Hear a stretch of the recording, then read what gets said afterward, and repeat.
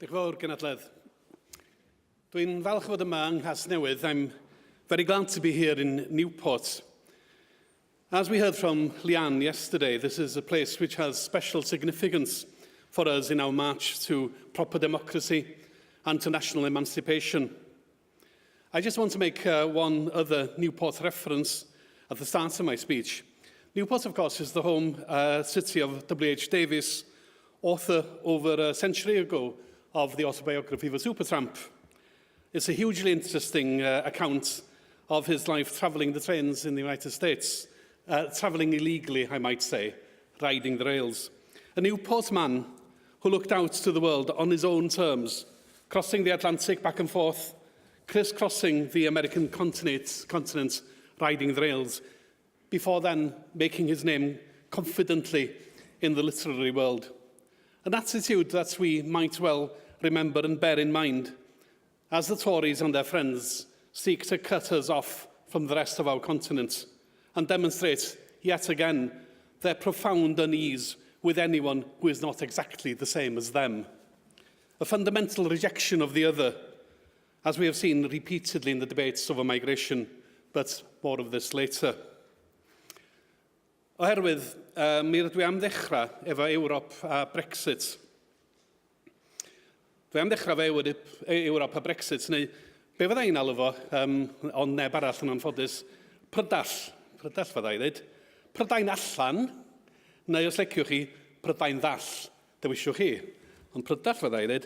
Fe gofiwch chi lys Eilodraeth San Steffan gael cweir yn y goruchaf lys, gafon nhw gweir do, ynglyn â roed mesur seneddol ger bron i ddechrau broses erthygl 50. Fe rhaid i Mrs May ildio. Ac o ganlyniad fe gawson ni ddadl dros bythefnos ar hyn yn hir cyffredin ddyliau ni gael dechrau erthygl 50 a'i peidio. Nath yr Llywodraeth wrthod bob un gwelliant gan gynnwys 520 ar yn ochr ni mewn pleidlais ar ôl pleidlais oedden nhw ddim am ildio o gwbl. Ond trwy dactegau craff iawn, tactegau seneddol craff, nath gwelliant Plaid Cymru gael ei alw am bleidlais. A'r gwelliant yna oedd roed gwarant i Gymru na fydda ni ddim yn colli'r un geiniog o adal yr Undeb Ewropeaidd. Gwarant o beidio colli, mae'n rhywbeth digon resymol i wneud. Ac bydd rhaid gyda llaw i Blaid Lafur gefnogi ni, oherwydd oedd ei gwelliant tebyg nhw heb gael ei alw. Oedd y bleidlais yn 267 ar yn ochr ni, yn anffodus 330 yn erbyn, yn gafon ni gefnogaeth eithriadol yna. 330 yn erbyn cywilydd mawr i doriaid Cymru a wrthododd y cyfle i roi sicrwydd ariannol i'r wlad yma a rhag eu cywilydd nhw. Cyn mynd dim pellach, sy'n licio yma ddiolch i'r staff seneddol rhagorol sgynno ni. Fydda un o chi wedi dod ar y traws yma, neu wedi dod ar y traws ni mewn sefyllfaoedd eraill. Osian a Heledd a Ben, Zainab, Rhian a James.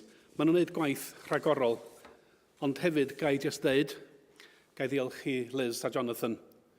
2 aelod sydd yn y marn ni yn werth 2 ddwsin yr un o leia o'r bodau di-nod sydd yn cynrychioli y pleidiau Prydeinig. Mae Liz, fel aelod newydd, yn llwyddo.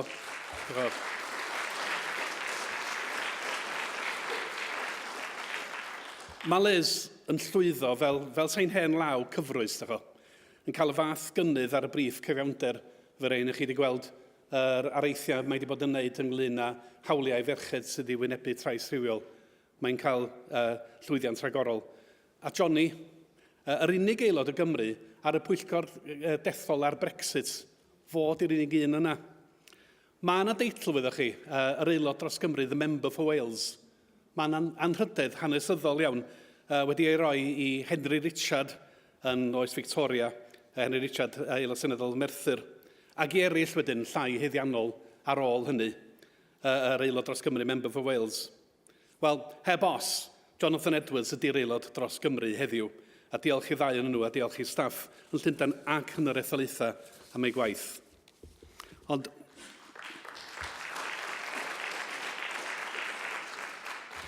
Ond yn ôl at Brexit, mynnu mesur 2 gymal yn unig ddar y Mrs May. Diwrnod o blaen, be fydd arwr hanafgwr Gerald Kaufman yr aelod seneddol dros Manchester Gorton.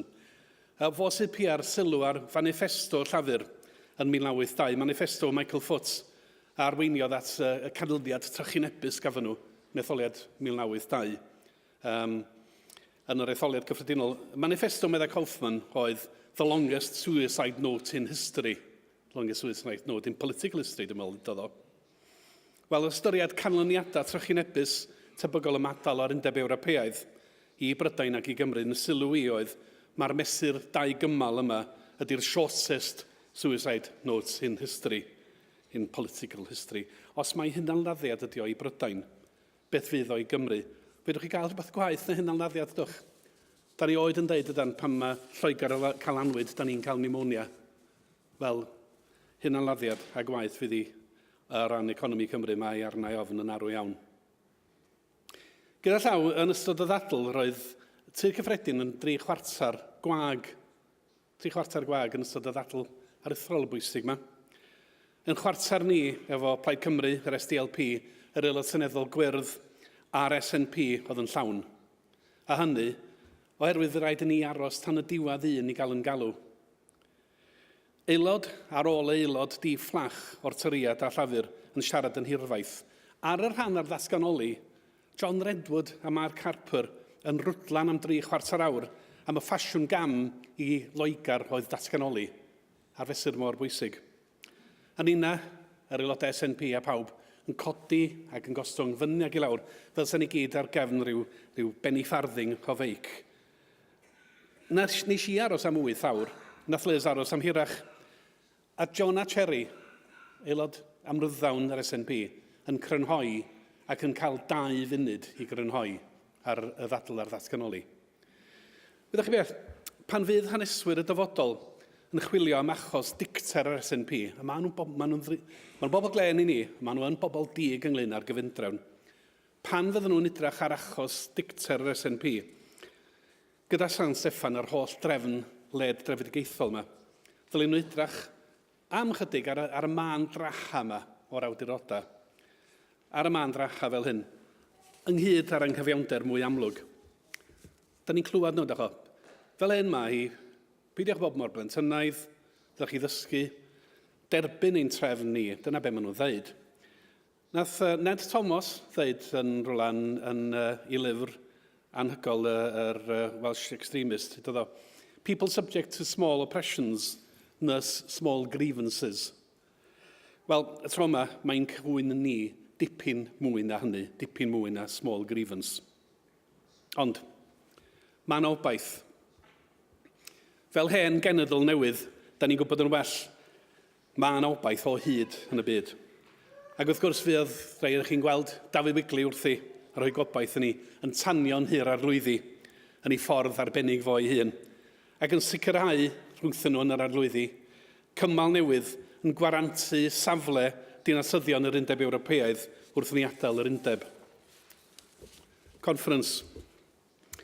Guaranteeing the position of EU citizens who contribute so much to our public services and to our industries is the least we can do as we leave the European Union.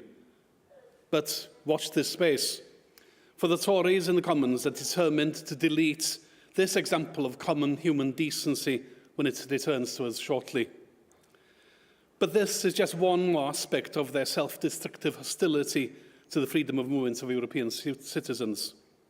Unless, of course, you count the freedom of our so-called expats, not migrants, but expats, to settle wherever they so please in the sunnier bits of the continent. But the hostility to the free movement of others is palpable. And as I am talking of common decency and common sense and humanity, let me turn just very briefly to the case of my constituent, an outstanding student at Bangor University, likely to gain a first-class degree in electrical engineering in just 3 months' time, a field where there is a world shortage of qualified staff. Someone who has lived in the UK since the age of 12, having escaped the war in Sri Lanka, a Tamil having escaped the war in Sri Lanka, who has been fighting since the age of 18 for the right to stay in her home, which she considers to be London or Bangor, where she now lives, who has followed the rules conscientiously, who has made the applications as she should, has been refused, who reported with her mother to the police station 2 weeks ago, and who was arrested. Kept in police cells before being transferred to Yarl's Wood after 3 days. To Yarl's Wood, the private Serco Limited detention centre, which is so convenient to Heathrow, and who was, as a Tamil, was supposed to be deported on Tuesday.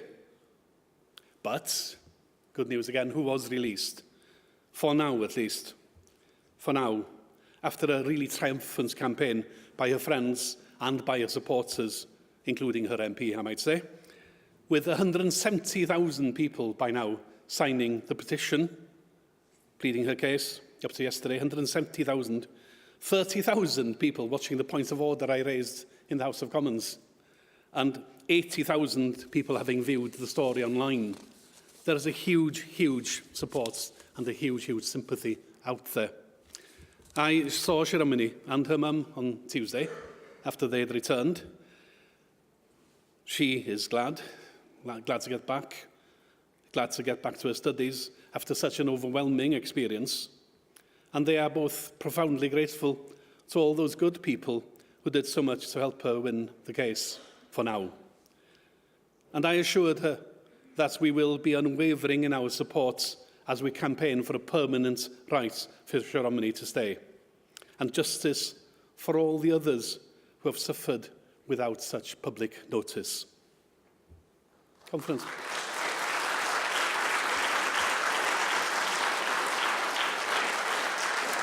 There are good people out there. There are good people out there. Conference, looking at the public debates on migration, on human rights, on the government's intention to take us out of the European Declaration, to look at the arguments for an open society, forward-looking, I do not despair. There are good people out there. But I am angry. We are better than this. We are better than the public debates engendered by the Conservative Party and by UKIP and their friends. We are better than this. People on both sides of the Brexit debates, by the way, on both sides, are better than this and despaired of the tone of the campaign. The people of Wales and the people of the UK are better than this. Now, we've heard of the moral majority and the allegedly silent majority. Well, I say we are the good majority. Y mwyafrif da. Mwyafrif da sy'n cynnal ein cymdogion ac yn cynnal achosion dyngarol o draws y byd. The good majority, who stand up every day for common decency and common sense, for fairness and for human rights. The good majority will be heard. We in Plaid Cymru are determined that it will be heard, and the enemies of freedom better beware. Thank you.